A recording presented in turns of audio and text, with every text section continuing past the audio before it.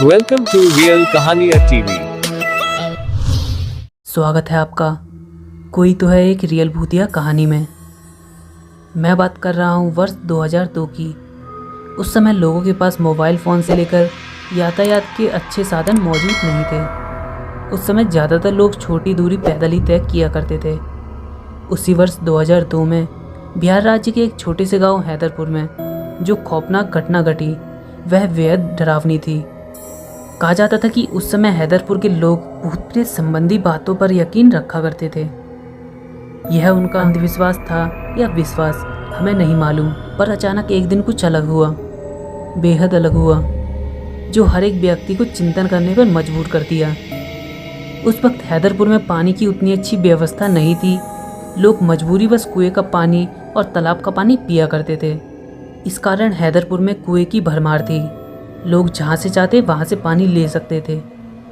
पता नहीं कैसे, पर हैदरपुर में एक भी स्कूल नहीं था। गांव से 2 किलोमीटर दूर पर एक स्कूल था जहाँ हैदरपुर के बच्चे खेतों की पगडंडियों से होकर स्कूल जाया करते थे। रास्ते में आम का एक बहुत बड़ा वृक्ष था। यह पेड़ गांव और स्कूल के एकदम बीच था। गर्मी के दिनों में स्कूल से आने जाने वाले बच्चे अक्सर वहाँ उस पेड़ से आम तोड़ने के लिए चले जाते थे।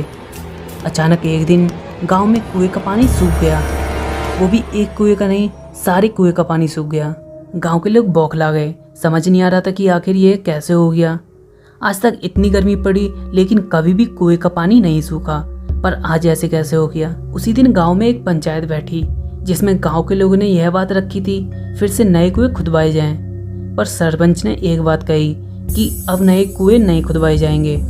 मैं किसी भी तरह से अब 10 से 12 चापाकल गड़वा दूंगा। कौन जानता है कि कुएं का पानी फिर से नहीं सूखेगा। इससे बेहतर है कि चापाकल ही लगाए जाएं। चापाकल लगते लगते तकरीबन 1 महीने हो गए। तब तक लोगों ने सिर्फ तालाब का पानी ही पिया और उसी से अपना काम चलाया, क्योंकि तालाब का पानी अभी नहीं सूखा था।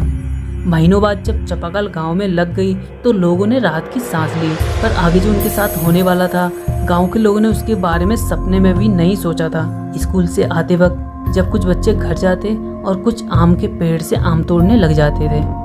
एक दिन अचानक जो बच्चे आम तोड़ने गए थे उनका कुछ पता नहीं चला, वह कहाँ लापता हो गए थे।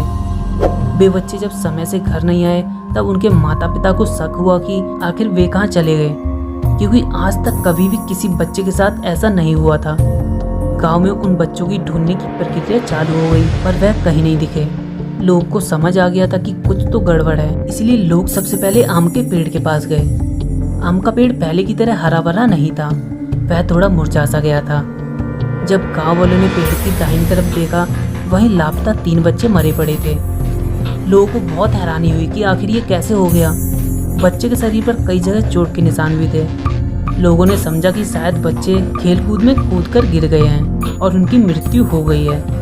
उसी वक्त गांव वालों ने उस पेड़ को अशुभ मानकर वहां आम तोड़ने से बाकी सारे बच्चों को मना कर दिया और उन्हें कड़ी हिदायत दी कि अब से इस पेड़ को कोई नहीं छुएगा। इस घटना के 3 दिन बाद जो बाकी सारे बच्चे घर को लौट रहे थे, उन्हें ऐसा लगता था कि ऊपर से कोई औरत उन्हें अपनी ओर बुला रही हो।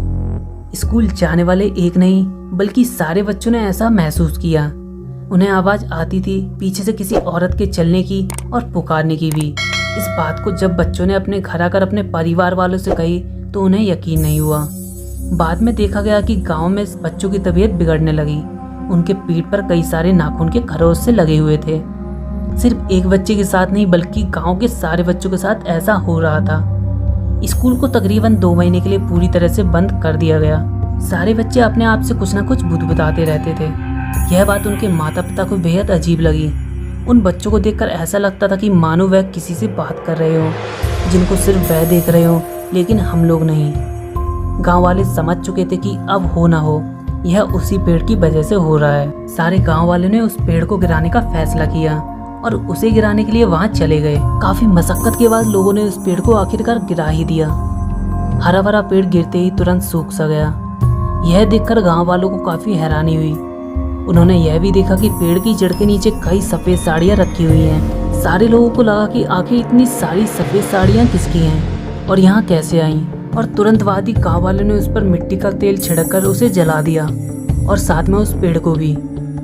बाद में गांव वाले समझ चुके थे कि इस पेड़ पर प्रेत वास करता था। इस पेड़ की ही जड़ सारे कुएं तक फैली हुई थी, जिसकी वजह से वह हरा भरा था, लेकिन सारा पानी सूखने के बाद खुद जल गया।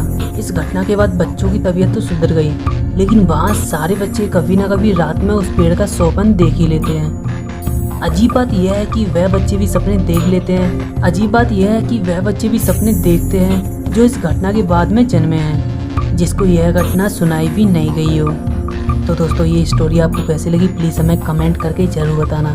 और अभी तक आपने चैनल को सब्सक्राइब नहीं किया है तो प्लीज़ चैनल को सब्सक्राइब जरूर करना और बेल आइकन को प्रेस करना सबसे पहले सुनने के लिए और नए नोटिफिकेशन पाने के लिए। तो दोस्तों, मिलते हैं अगली वीडियो में नई कहानी के साथ में। तब तक के लिए बाय, टेक केयर दोस्तों, अपना ख्याल रखना।